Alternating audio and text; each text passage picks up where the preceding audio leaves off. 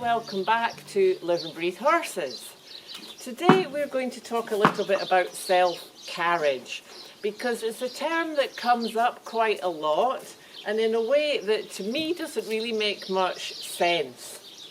I mean, just the term itself, self-carriage, says that you would think that thing should be carrying itself. So when we're talking about our horse, surely the prerequisite for self-carriage is that we have the lightest contact and we're not doing anything to support the horse, that we put him in the position, leave him to carry out whatever it is we're asking him to do, and that's self-carriage, that there should be no weight in the reins.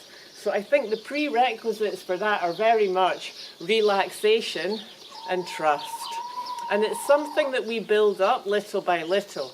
I mean, when we start working with a young horse, for example, when we first ride and we just want them to get used to our balance, you know, we're not asking them to do anything at all apart from get used to carrying us.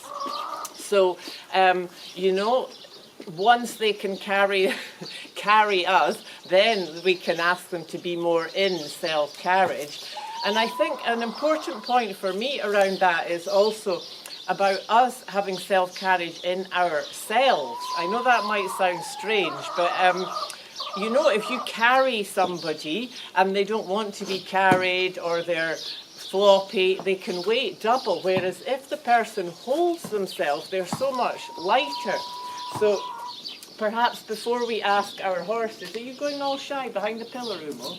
Before we ask our horses to be in self-carriage, how about if we ourselves are in self-carriage, you know? That we're holding ourselves with poise and grace on our horse, you know? And we're breathing and we're relaxed and we're not clinging or holding on in any way, you know? So often it's a thing of trying too hard and pushing, and you know, all that prevents our horse being in self-carriage. When you think about it, when they look the most beautiful, how we want them to look would be how they are in the field, you know, when something and they're prancing around and looking all gorgeous and round and engaged in freedom. So if we want to try and produce that when we're being ridden, which is what it means for me being self-carriage, then we need to interfere with that as little as possible.